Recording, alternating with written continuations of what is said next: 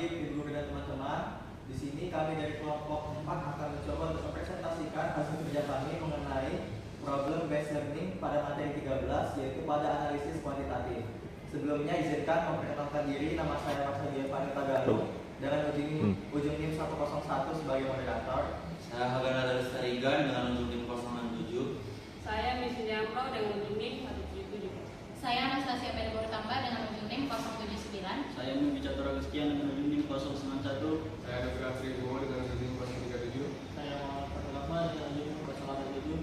Saya Muhammad Yoga dengan ujung NIM 075. Saya Muhammad Farel dengan ujung NIM 055. Baik, langsung saja kita masuk ke materi yang pertama, membahas tentang masalah yang diberikan, yaitu tentang nilai kelayakan tambang emas skala kecil di Desa Sumberjaya. Teman, sebelum kita membahas tentang apa yang akan dibahas, kita akan membaca soal yang terlebih dahulu. Yaitu harus menyelesaikan tambang emas skala kecil di Desa Sumberjaya, yang dimana sebuah operasi masyarakat di Desa Sumberjaya menemukan batuan yang diduga mengandung emas. Mereka mengirim 3 sampel biji ke laboratorium dan menerima laporan hasil berikut. Nah, kita lihat sampelnya itu ada 3, ada yang massa bijinya 200, 150 dan 250 dengan kadar emas yang berbeda. Setelah itu kita diminta untuk mencari dari pihak kampus untuk menentukan 3 hal. Yang pertama itu menentukan sampel mana saja yang layak ditambang. Yang kedua, menghitung potensi keuntungan dari setiap sampel yang layak. Dan yang ketiga, memberikan rekomendasi teknis dan ekonomi kepada kepala desa. Kami dari kelompok 4 di sini akan membedah 3 langkah yang harus dilakukan dalam melakukan studi kelayakan tersebut.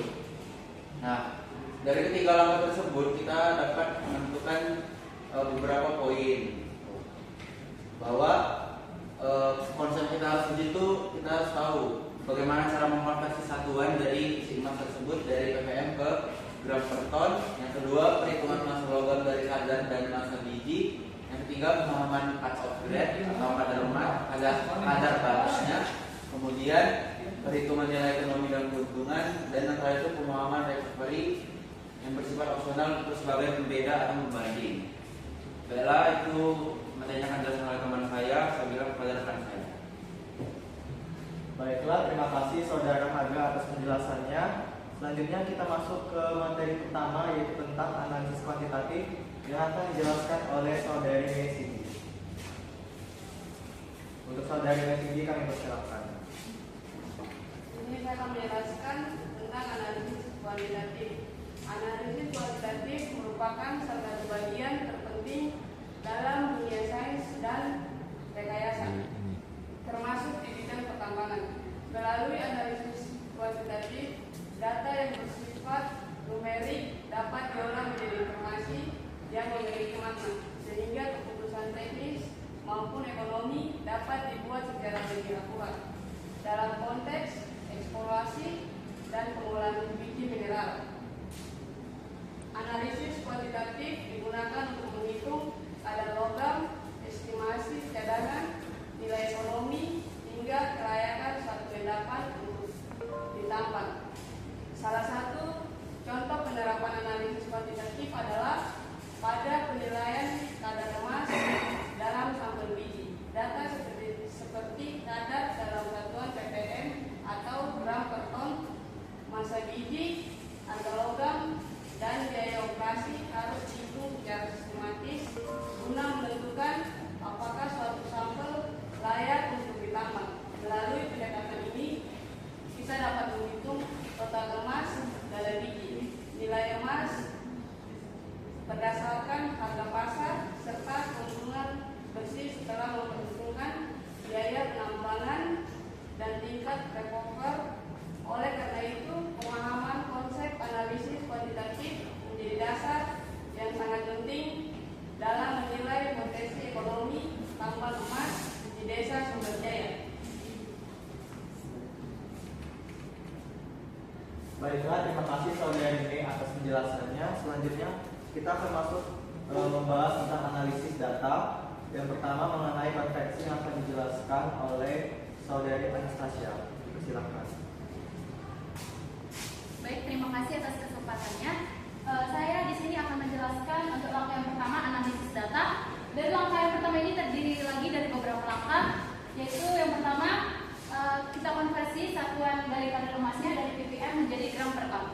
Nah, sebelumnya ppm itu adalah parts per million atau bagian per sejuta. Nah, 1 ppm itu sama dengan 1/1 juta gram logam per gram biji. Nah, di sini kan satuannya masih dalam bentuk gram per gram, sementara yang diminta gram per ton. Jadi gram di sini kita perlu ubah ke ton. Nah, caranya kita ubah dari gram ke kilogram, lalu dari kilogram menjadi ton. Nah, jadi 1 juta gram itu sama dengan 1000 kilogram dan 1000 kilogram itu sama dengan 1 ton. Jadi dapat disimpulkan bahwa 1 ppm itu sama dengan 1 gram per ton. Maka nilai kadar emas dari sampel A, B, C itu sebenarnya sama aja, tidak berubah nilainya. Yang berubah itu hanya satuannya dari ppm menjadi gram per ton. Jadi sampel A itu 3,6 gram per ton, sampel B 2,8 gram per ton, dan sampel C 4,2 gram per ton. Baik, demikian penjelasan yang dapat saya sampaikan. Saya kembalikan kepada moderator. Baiklah, terima kasih Saudari Anastasia atas penjelasannya. Selanjutnya setelah kita melakukan yang namanya konversi, kita akan menghitung total emas yang akan dipakai. Akan dijelaskan oleh Saudara Nudi. Silakan. Terima kasih kesempatannya. Selanjutnya menghitung total emas. Menghitung total emas dapat menggunakan rumus total emas sama dengan kadar dikali massa biji dengan satuan kadar yaitu gram per ton dan massa biji satuannya ton. Langsung saja ke sampel A. Sampel A memiliki massa sebesar 200 ton dengan kadarnya 3,6 gram per ton. Langsung 200 dikali 3,6 menghasilkan 720 gram total emas. Sampel B massa sebesar 150 dan kadar sebesar 2,8 dikali menghasilkan 420 gram total emas. Sampel C 250 ton dikali 4,8 gram per ton menghasilkan 1050 gram total emas. Cukup sampai situ, saya kembalikan kepada moderator. Terima kasih Saudara Nudi atas penjelasannya. Selanjutnya, setelah kita mengetahui yang namanya total emas yang kita dapat, selanjutnya kita menghitung nilai emas yang akan kita peroleh, yaitu yang akan dijelaskan oleh Saudara Farel. Dipersilakan. Baiklah, saya akan jelaskan tentang cara menghitung nilai emas. Jadi pada di sini harga emas sama dengan 850.000 per gram. Nah, sudah kita ketahui bahwa terdapat pada sampel A terdapat 70 gram yang berarti akan kita kalikan sama 80.000 yang menghasilkan 612 juta. Pada sampel B terdapat 30 gram yang akan kita kalikan ke 50.000 juga yang menghasilkan 357 juta. Pada sampel C kita memiliki 1050 yang dikalikan dengan 80.000 yaitu dengan hasil 892.500.000. Baiklah, terima kasih. Terima kasih Saudara Farel atas penjelasannya. Selanjutnya, setelah kita menghitung nilai emas, kita juga harus menghitung yang namanya nilai penambangan yang akan dijelaskan oleh Saudara Andra Triwibo. Jadi saya akan menjelaskan atau menghitung biaya penambangan. Jadi di sini bisa kita lihat bahwa biaya penambangannya itu 250.000 per ton. Nah, di sampel A itu ada 200 ton, kemudian 150 ton dan 250 ton. Jadi biaya penambangan ini kita langsung kalikan aja ke setiap jumlahnya ini, sampel A, sampel B dan C. Jadi sampel A ada 200 ton dikalikan sama 250.000, jadi di sini ada 50 juta.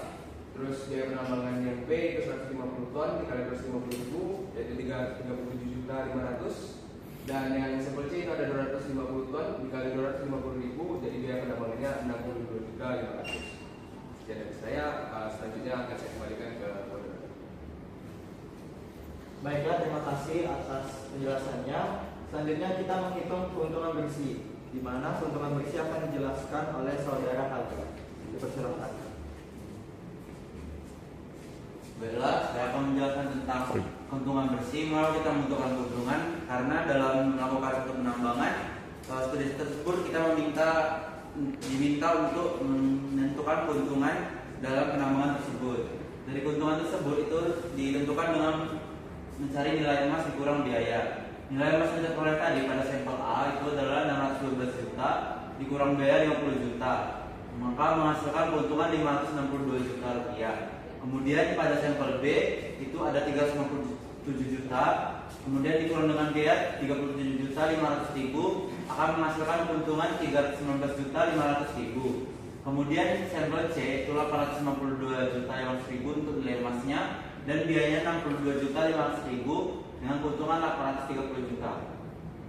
Setelah kita melakukan mencari keuntungan tersebut, kita melakukan langkah kedua yaitu evaluasi kelayakan. Mana yang layak untuk melakukan ditambang, sampel mana yang layak untuk ditambang oleh desa tersebut. Nah, dari kadar ppm itu dapat kita ketahui bahwa kadar ppm itu ada minimalnya itu 3,0. Sedangkan pada sampel B itu 2,8 yang menandakan tidak layak. Apa artinya kalau tidak layak? Kalau tidak layak maka tidak terlalu berisiko untuk dilanjutkan melakukan pada sampel B. Karena pada sampel B tersebut beresiko untuk penambangan tersebut mengalami kerugian walaupun mendapatkan keuntungan tapi tidak menutup biaya yang lain yang diperlukan untuk kedepannya. Maka dari itu untuk sampel B kita eliminasi dan kita lakukan dengan sampel A dan C. Yang dimana untuk keuntungannya itu itu 3,6 dan yang sampel C 4,2, dimana sangat memenuhi dari kadar ppm tadi. Maka dari itu kita harus melanjutkan ke langkah selanjutnya yang dijelaskan oleh teman saya. Pada moderator kami membaca.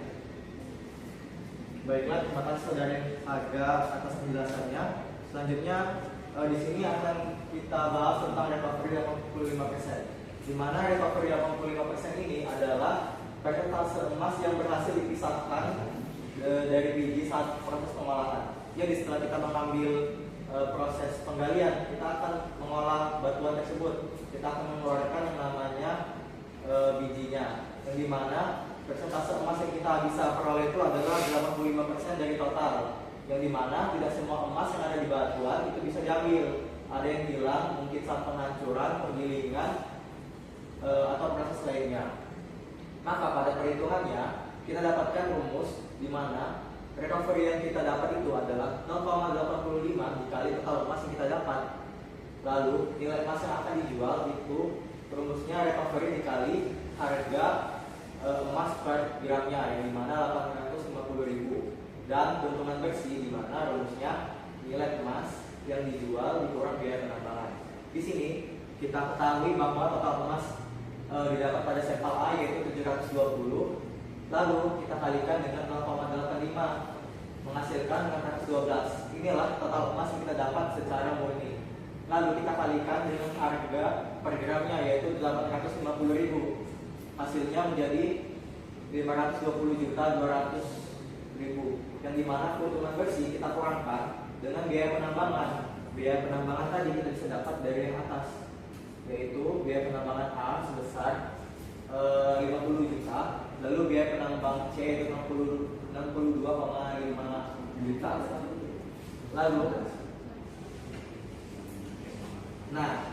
Lalu didapatkan keuntungannya yaitu 470.200.000.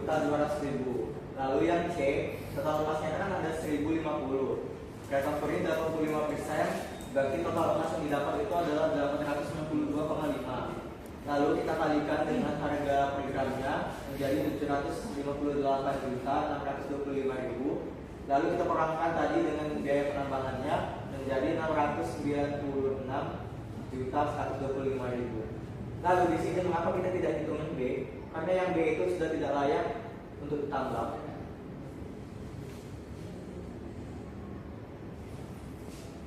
Selanjutnya materi tentang langkah ketiga yaitu rekomendasi untuk kepala desa akan dijelaskan oleh saudara Fatir. Terus saudara Fatir dipersilakan. Selanjutnya itu langkah ketiga yaitu rekomendasi untuk kepala desa. Seperti yang kita ketahui bahwa terdapat 3 sampel yaitu sampel A, B, dan C. Di mana kita di sini merekomendasikan kepada kepala desa untuk mengambil sampel A terlebih dahulu karena sampel C terlebih dahulu karena kadar ppm-nya yang tinggi. Kemudian sampel A dan untuk sampel B itu sendiri kami tidak rekomendasikan karena di bawah dari cut-off rate yaitu 3,5 ppm. Selanjutnya itu kami menyarankan tentang itu fokus seperti yang tadi, fokus pertambangan untuk sampel C, lalu kemudian sampel A. Kemudian untuk sampel B itu tidak ditambang karena kadar ppm yang terlalu rendah. Dan yang terakhir itu karena mungkin dari kami sendiri itu ada kesalahan ujian, kemudian kami menyarankan kepada kepala desa untuk melakukan lebih lanjutan, di antaranya itu pengembangan grid untuk melihat kontinuitas mineral, analisis mineralogi dan karakteristik emas, studi biaya operasional dan lingkungan, dan yang terakhir itu uji skala pilot untuk validasi recovery. Selanjutnya saya kembalikan kepada Bapak. Terima kasih Saudara Fakir atas penjelasannya. Selanjutnya kita akan masuk yang terakhir yaitu kesimpulan, yang dimana akan dijelaskan oleh Saudara Muhammad Yoga. Dipersilakan. Baik, izin kali saya akan menyampaikan kesimpulan dari hasil analisis kualitatif yang telah dijelaskan sama teman-teman saya tadi. Jadi hasil analisis kualitatif pada 3 sampel biji emas dari desa Sumberjaya diketahui bahwa hanya sampel A dan sampel C yang memenuhi syarat kelayakan karena katanya berada di atas cut off grade 3 ppm. Itu kan menunjukkan bahwa kedua sampel tersebut menghasilkan jumlah emas yang cukup besar serta memberikan keuntungan bersih yang signifikan setelah mempertimbangkan harga emas. Biaya operasi dan juga PKB 40%. Sampel C memiliki potensi ekonomi yang paling baik dengan kadar 4,2 ton dan keuntungan paling tinggi. Sedangkan sampel A menjadi pilihan kedua yang masih layak untuk ditambang. Sementara itu sampel B tidak layak untuk dieksploitasi karena katanya yang lebih rendah daripada minimum ekonomi. Yang tersebut, langkah yang seharusnya dilakukan adalah memfokuskan rencana penambangan pada lokasi yang mewakili pada sampel A dan sampel C. Selain itu, diperlukan pengujian lanjutan seperti pengembangan detail, analisis bahan dan juga verifikasi karya di lapangan untuk memastikan kontinuitas mineral dan juga memenuhi operasi. Dengan pendekatan ini, desa dapat mengambil keputusan penambangan yang lebih tepat, aman dan menguntungkan secara ekonomi. Baik, saya kesimpulan yang dapat saya sampaikan. Selanjutnya saya kembalikan kepada Mas Prof. Baiklah Ibu, demikianlah presentasi yang dapat kami sampaikan. Kami dari kelompok 4 mewakili. Mohon maaf jika kami ada salah kata maupun perbuatan. Kami akhiri presentasi kami. Selamat pagi.